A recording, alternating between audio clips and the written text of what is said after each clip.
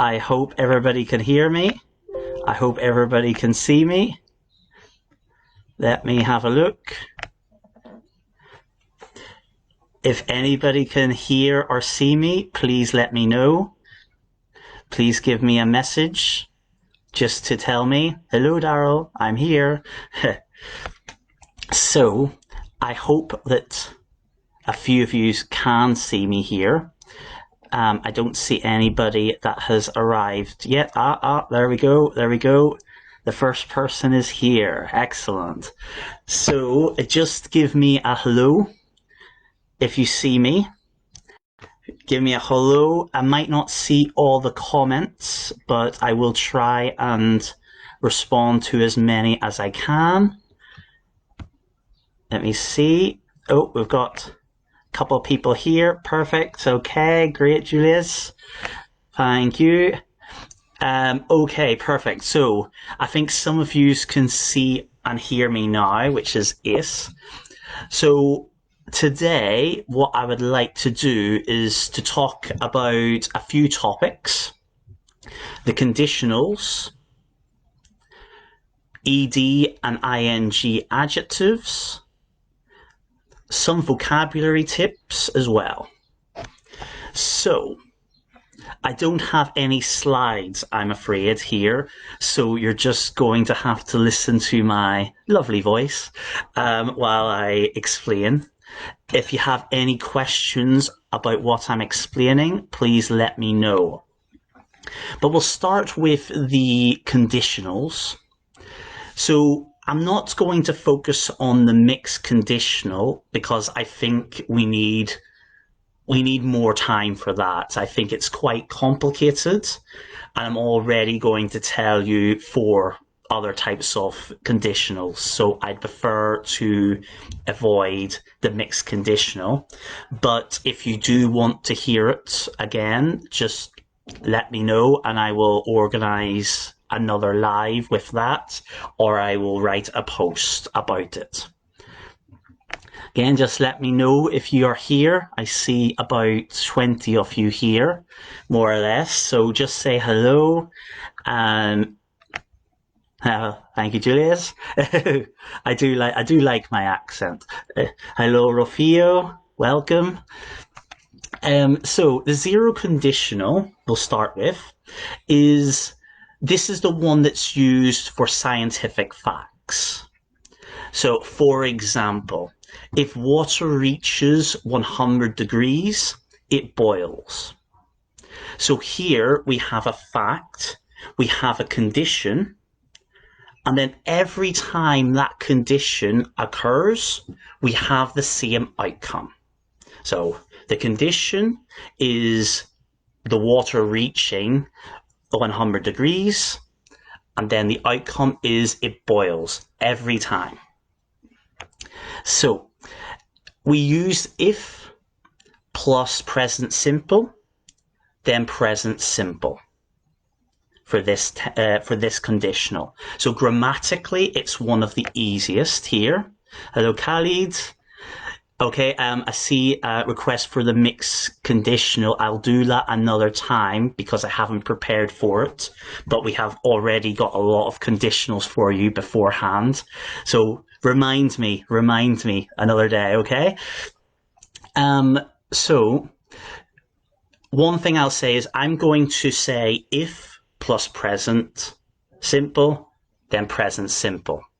As some of you may know, you can swap. So instead of the condition being first, you can put the outcome first. The only difference is the comma. If you have the condition, you need the comma. So for example, if water reaches 100 degrees, comma, it boils.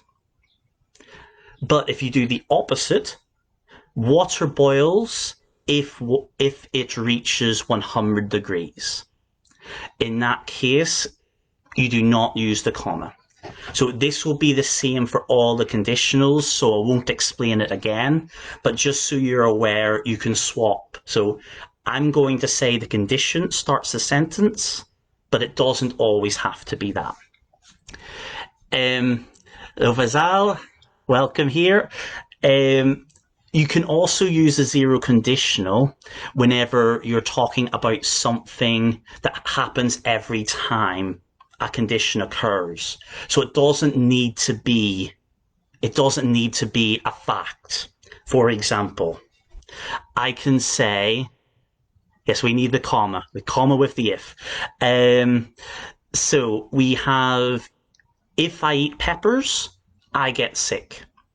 That basically means that every time I eat peppers, I get sick. Not most of the time, not some of the time, not once, every time. So that's basically the zero conditional. The first conditional, we have if plus the present simple or the continuous can sometimes come in. Then comma, will plus verb. Now, you can use different verbs, but I'll come to that in a minute. So in this case, the first conditional is when there is a reasonable chance a condition will occur. That's the important thing. There needs to be a reasonable chance it will happen. It's not improbable in this case. So for example, I could say, if I see John, I will say hello. In this sentence, I think it's possible that I will see John. But it's not a guarantee, nor is it extremely unlikely. Like, for example, John isn't in Australia and we don't live in different cities, we don't live in different countries. It's a possibility we might meet. So in that case, we use the first conditional. We can potentially use might if we're not sure. So if I see John, I might say hello is absolutely fine if we're not sure whether we say hello or not. Or you can say, if I see John, I could say hello. Like, you have the possibility to say hello to John in this case. It sounds a bit unusual in this sentence, but it's basically saying, I could say it. I have the possibility because we're both in the same place. It doesn't say whether you are going to say it. That's basically the idea. So, got my cheat sheet here, just to make sure I don't forget anything that I have indeed prepared. So the second conditional is actually Fazal, you said you like the first conditional the most. This one's my favourite. The second is the one that's coming. The second conditional is my favourite. Because this one, you're talking about conditions that are very unlikely or impossible. So in here, you use if plus past tense, past simple, would plus verb. So if I won the lottery, I would travel the world. That's a very typical second conditional sentence. It's extremely unlikely that I am going to win the lottery, as much as I would love to. It's very, very unlikely. It's possible, but extremely improbable. And if that happens, I would travel the world. So the condition, is very unlikely. You could also, again, like before, you can use might if you're not sure, or could, that you have the possibility, the means. So again, if I won the lottery, I could travel the world. I have the means to travel the world. Maybe I won't, but it's possible that I could. There's also a hypothetical. Some people might describe those questions as hypotheticals as well. Like if I won the lottery, if I met my favorite rock star, for example, you could use that. But one that I would also say you would use the second conditional, not the third yet, is if I had a cat. Well, sorry, no, I'll go with dog. If I had a dog, I would take him on walks all the time. Now, it's not unlikely that I will get a dog in the future. It's not unlikely at all. However, I don't have one right now. This is what the second conditional is saying here. If I had a dog, I'm just going for the second conditional now. If I had a dog, I would take him on walks all the time. Right now, I don't have a dog. So I'm imagining that I do have a dog at this point. Maybe in the future I will, and it might be possible. But the point is, right now, I do not. Fazal, I'm going to give you another example here. This one is one I came across on the page. If I was and if I were. So if I was is something that may have happened.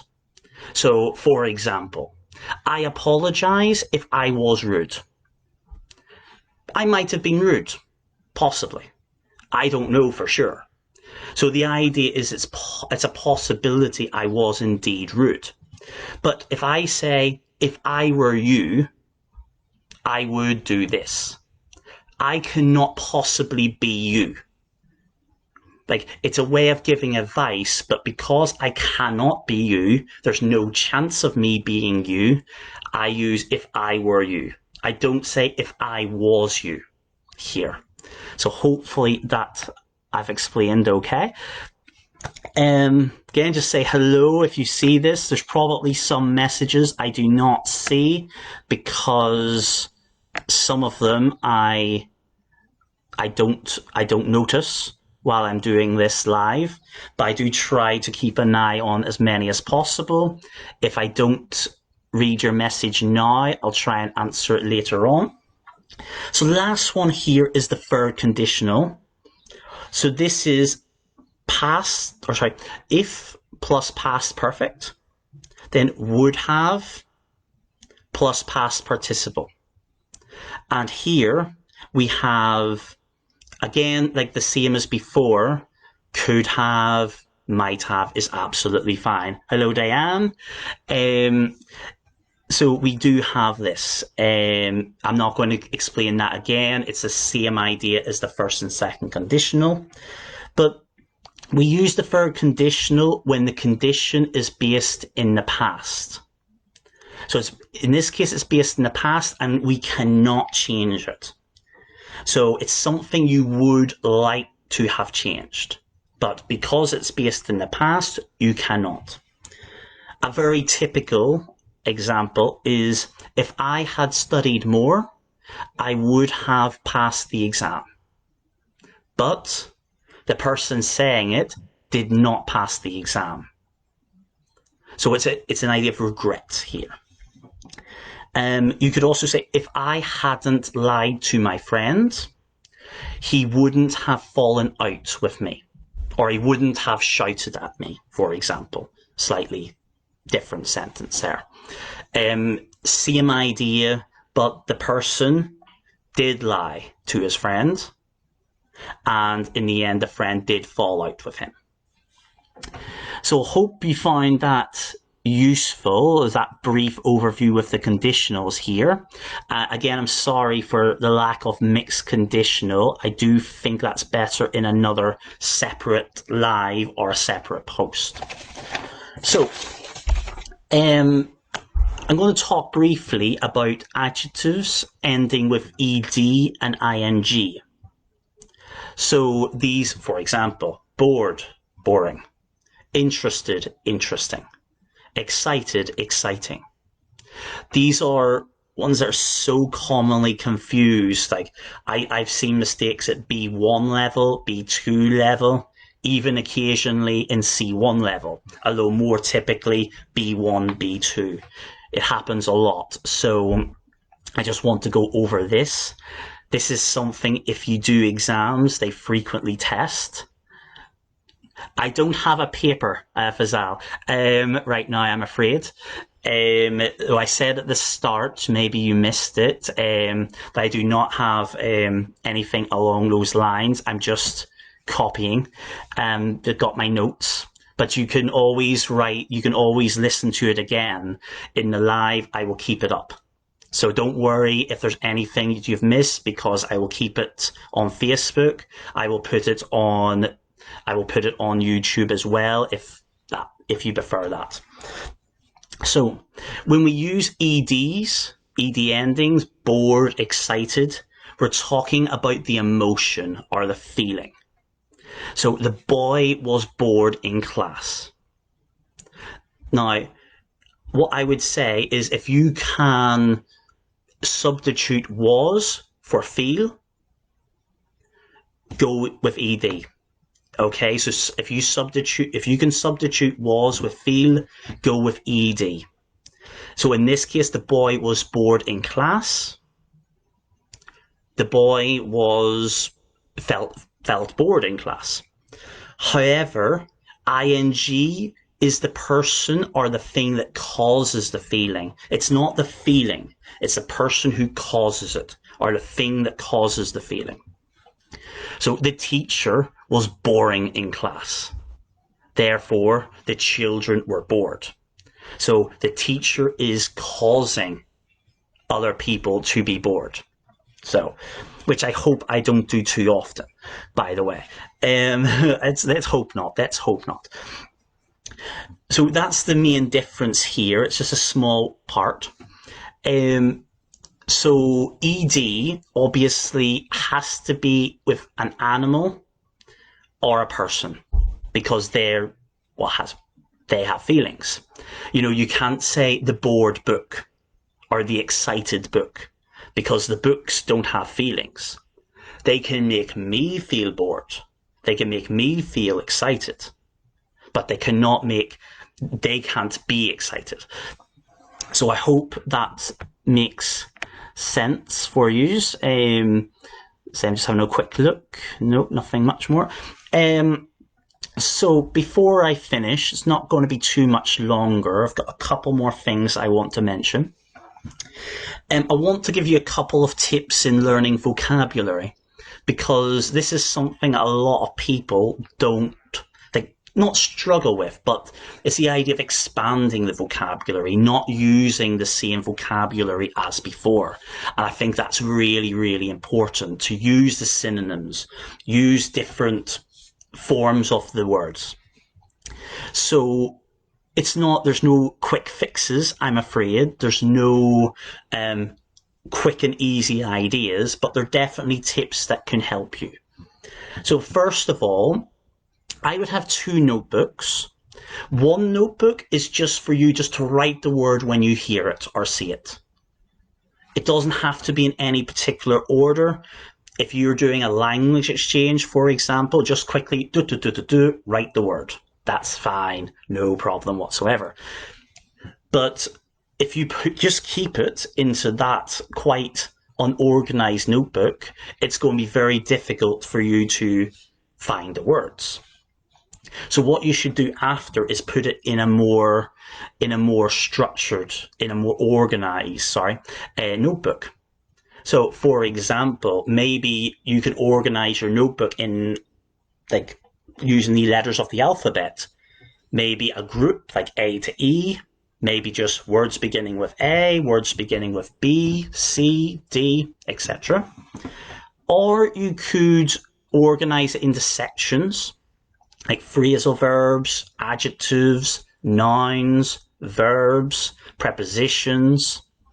And I think that's really, really useful. I'm not going to tell you what I think is best. Well, I'll tell you what I think is best, but you might have a different feeling. You might have a different opinion, for example. I would say the alphabet would be better. So having the words starting with A, B, C. But it's up to you. You might prefer all the phrasal verbs in one area, and it's up to you. I've said what I think I would prefer, but people learn in different ways, and that's really important to know as well. As people learn in different ways, and what would work better for me when I study Spanish, for example, is maybe completely different to what would work well for you. But I do try to give you some tips that would benefit me or benefit other people. What I would do is write the forms, different forms of the word, which maybe might be more focused on alphabet. So if you focus on words beginning with A and B, this might make it easier to focus on this part. What I would do is try to write as many forms of the word as possible. So for example, you could say, let's say motivated. We have the verb motivate, motivated and motivating. They're adjectives. Or you can have unmotivated as well. So you have the opposite. So you have different forms of words. So in this case, you're not just learning one word, you're learning 4 or 5. And I think, and this is very, very commonly tested in the Cambridge exams as well. If you're interested in doing them, definitely focus on those prefixes, those suffixes, because they are tested a lot. Even forgetting about the use of English, focus on it'll improve your writing, it'll improve your speaking anyway. So definitely look into that. Another example is employ. So employ is the verb, but I could also say employed, which is, the adjective, that's the word, or unemployed, the negative, not having a job. I could say employee, which is the person getting the job, or employer, which is the person giving the job. There's the plural form as well, employees and employers. So now you've got about 6 or 7 words based on that one word. So I think that's one of the best ways to really expand your vocabulary. One more point is to focus on synonyms. So the easiest way to do it is to go on to a thesaurus of the word you're looking for. But don't be careful about this though, because there could be 50. And you don't need 50 synonyms for employ, for example. I don't think you will. You could. You never know. But the idea is I would choose maybe 4 or 5 synonyms you're likely to use. And it's going to show greater variety in what you're talking about. But you need to be a bit careful. So this part involves a bit of critical thinking. It might involve you asking a few people as well, because not all synonyms can be used interchangeably. Like you can't use the same word for you can't use a slightly different word in exactly the same way. I mean, maybe hard and difficult, pretty much synonyms. One hard's probably slightly more informal, but that's about it. But connotation could be a possibility that would have yeah, do you like that idea? Great, Hazal, sorry. So connotation, for those who don't know, this is when a word could be seen as positive or negative. So here's an example. The word thin is quite neutral. It's not particularly positive and not particularly negative. However, thin is neutral, but slim is quite positive. If you're talking about a slim person, you're saying they're thin, but it's in an attractive sort of way, so it tends to be quite a positive connotation. But skinny, on the other hand, is negative. It's like it's a negative connotation here. It's like you're too skinny, for example. So even though the 2 words, or 3 words if you include thin, are similar in meaning, one's more positive, one's more neutral, one is more negative. So I think that's very useful to know and to be aware of. You could also have differences in grammar. So again, that's something to take into consideration. So for example, rather or prefer. So I could say, I would rather go to the cinema, or I would prefer to go to the cinema. That to means that it's grammatically different to rather, which does not require the word, hey, where's everybody going? Where's everybody going? Get back here. I see you's leaving. There's somebody's turn. so, yes, so rather and prefer are similar in meaning, but there is two. There is two. That two there makes it a little bit different. So again, just be aware of it when you're seeing example sentences. Be aware of this for sure. Be aware of this because you don't want to say, I would rather to go to the cinema, because that is not correct. One more thing is the context that you might find the verb. So in some, not all contexts are the same. So for example, if I say we're going to go with employ again, if I could say, I am employing 5 members of staff. And I could also say, I am hiring 5 members of staff. Absolutely fine. No problem. No problem with both of those. But I can hire a car, but I cannot employ a car. So there is, even though in one situation you can use them interchangeably, you cannot use them interchangeably at all in other situations. So again, this is something you need to do a bit of reading. You need to look at example sentences, practice writing the sentences as well. I think that's really, really, really, really important. More or less time to finish. I do want to talk about my classes. Please don't go away. Please don't leave. Please stay with me. So basically, as you know, I do a lot of things for free, and I'm not.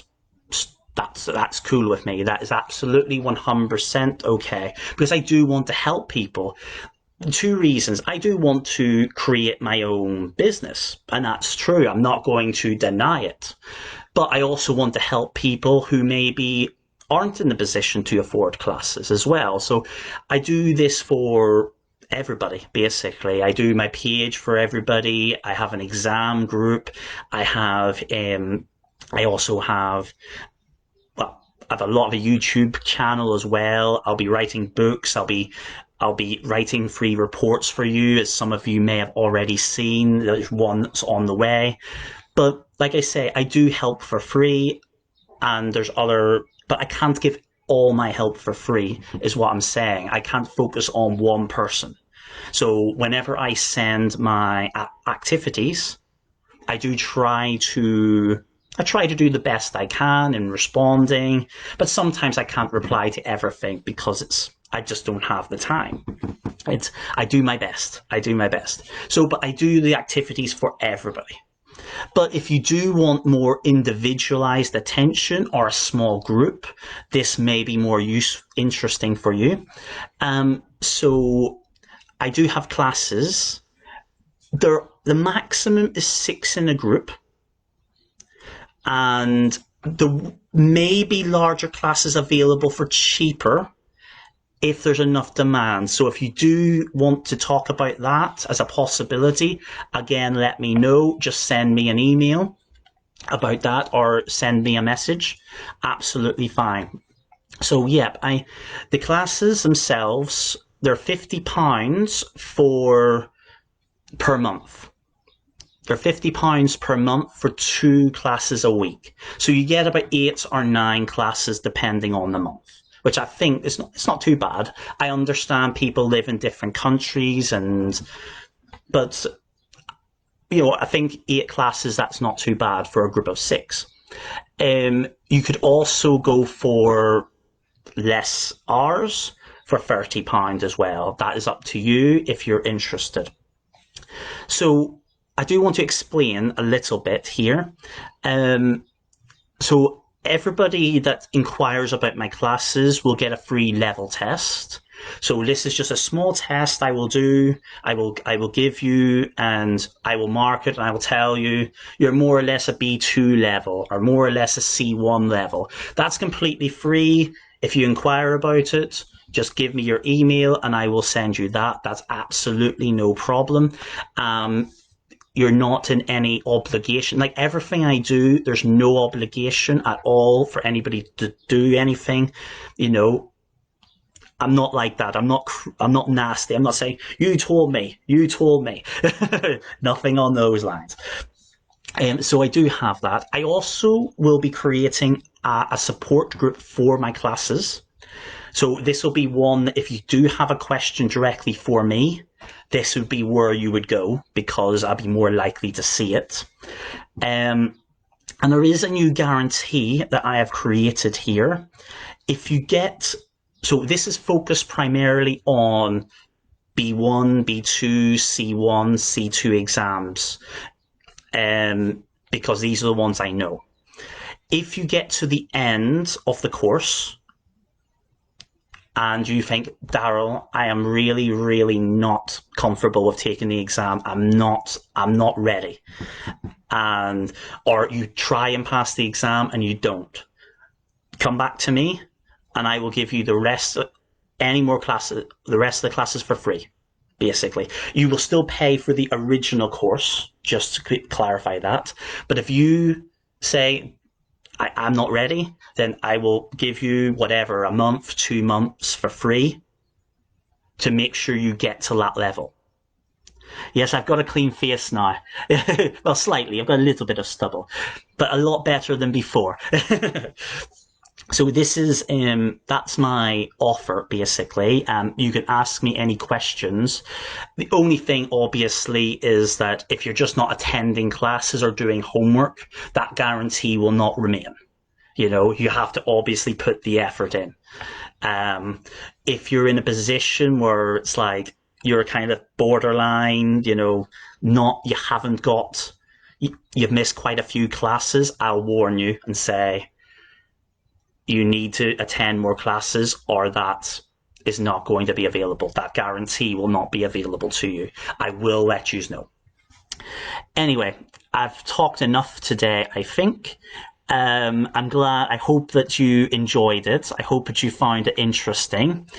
I will, if there's anything I haven't seen, I don't think there were many questions this time round. But just let me know after if you want. There may be some questions I haven't seen, because sometimes that seems to happen on the lives. Any of you that's in my exam group, I will have another live at 7 p.m. tonight, UK time. This is, so some of you are going to be in bed at that time, I'm sure. But in case any of you are confused, there is another one in the exam group. Again, just let me know if there's any other topics you want to speak about and you want me to speak about another day. That'd be great. And thank you for the comments. Thank you for the compliments as well. Like I say, any questions about the classes, let me know. I will send you your free level test if you are interested. And if you have any questions about anything I've talked about, or you've got any suggestions about things you want, I have seen the mixed conditional was one that I've got in mind, so I will do that next time. I'll try and give you a little bit more warning next time. But I hope you enjoyed the live. I will keep the video up, so like I say, there's no notes to this, but the live will be up. You can rewind it, forward it, check it out as much as you like. Okay, I'll see you next time. Thanks for coming. Have a good weekend, the rest of the weekend. Bye.